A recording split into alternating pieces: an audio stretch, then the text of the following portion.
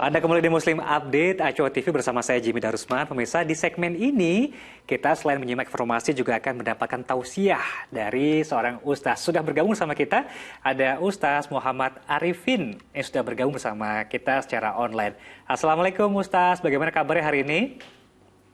Waalaikumsalam warahmatullahi wabarakatuh. Jimmy, alhamdulillah sehat. Sehat semua ya di sana ya. Sehat semua Ustaz, terima kasih. Itu nikmat yang luar biasa Ustaz ya. Baik, langsung kita mulai ke informasi pertama Ustaz. Ini juga sekaligus peringatan buat kita semua terkait dengan arisan bodong. Jadi teman-teman Direktorat Siber Polda Jawa Tengah mengungkap arisan ilegal, arisan bodong yang dijalankan secara online. Jumlah kerugian korban bahkan mencapai miliaran rupiah. Di balik kupluk ini adalah dua orang wanita bandar arisan bodong yang kini ditahan dan jalani pemeriksaan di Direktorat Reserse Kriminal Khusus Polda Jawa Tengah. Kedua tersangka diduga sebagai otak arisan yang dijalankan via daring dengan kerugian mencapai 4 miliar rupiah. Jumlah korban yang didata sejauh ini ada 169 orang.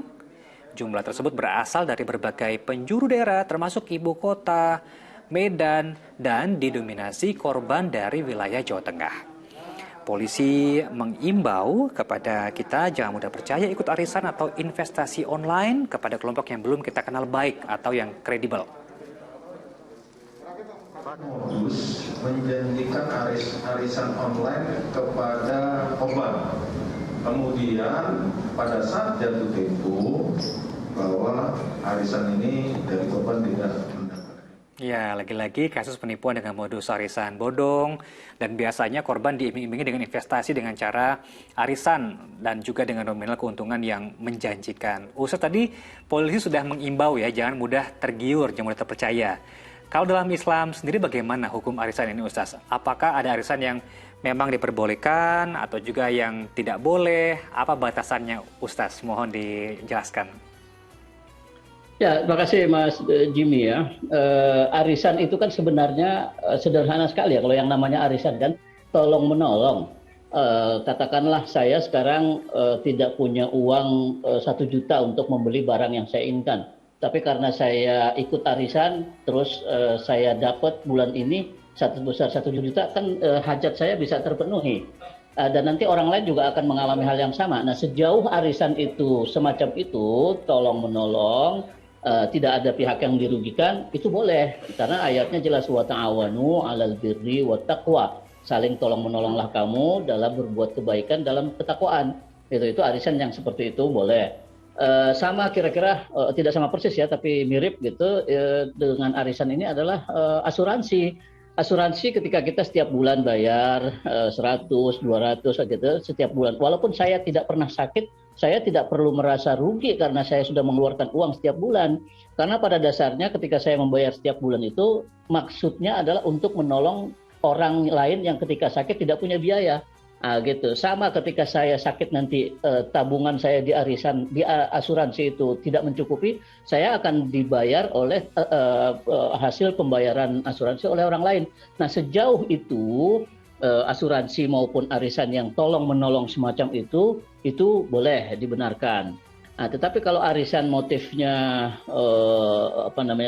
dijanjikan keuntungan tertentu dalam jangka waktu tertentu, apalagi kemudian yang untung hanya satu pihak sementara pihak lain justru rugi, ini jelas bukan arisan yang dibenarkan. Ini justru masuknya ke penipuan, ini masuknya kezaliman yang harus dilawan, ditentang. Nah, karena itu kepada teman-teman saudara-saudara yang mungkin ditawari arisan semacam ini harus berpikir lebih jernih gitu ya, lebih cermat. Sebetulnya ini akan menguntungkan bersama atau menguntungkan satu pihak saja.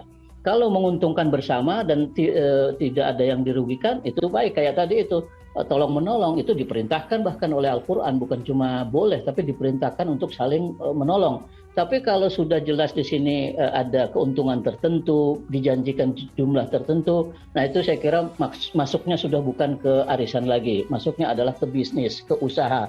Transaksi. Nah, kalau sudah usaha atau transaksi, ada bab lain dalam Islam itu. Babnya bab kerjasama, murabahah atau mudharabah, artinya tanam modal. Harus jelas kalau saya tanam modal sekian, kemudian perjanjiannya juga sekian, pembagian laba untungnya itu juga sekian, itu harus jelas di awal. Ketika tidak jelas judulnya arisan, tapi ternyata dijanjikan laba yang ternyata labanya tidak kunjung datang, nah itu jelas sekali penipuan yang tidak boleh terjadi dan masyarakat tidak boleh tertipu dengan cara-cara semacam itu. Jadi kita kembalikan saja kalau memang arisan tidak boleh ada satu pihak yang untung, yang lain dirugikan, tidak boleh. Sama-sama untung, sama-sama rugi. Itu yang namanya arisan begitu. Tapi kan jarang sekali yang rugi ya, rata-rata sih untung semua. Nah, itu semangat tolong-menolongnya itu. Artinya Ustaz, ketika uang yang dikumpulkan dalam arisan jumlahnya bertambah, nilai keuntungan, apakah itu indikasi bahwa itu sudah bukan arisan lagi namanya? Itu indikasi itu bukan arisan. Bagaimana mungkin saya umpamanya menyetor uang 1 juta arisan sebagai bentuk arisan lah gitu ya.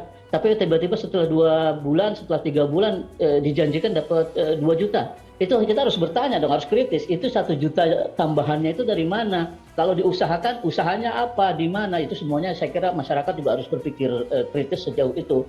Kalau sekedar tolong-menolong membantu begitu saja, baik sekali. Makanya masyarakat sekali lagi juga jangan mudahlah tergiur dengan janji laba atau keuntungan yang besar.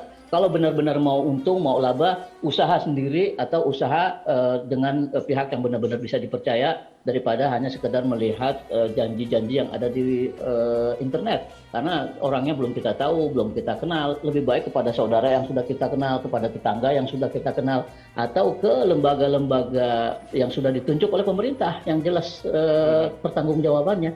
Saya kira gitu, Mas Jimmy. Artinya sejauh namanya arisan, jumlah yang kita setor dan kita tarik harus sama, equal begitu Sas ya? Harus sama, betul.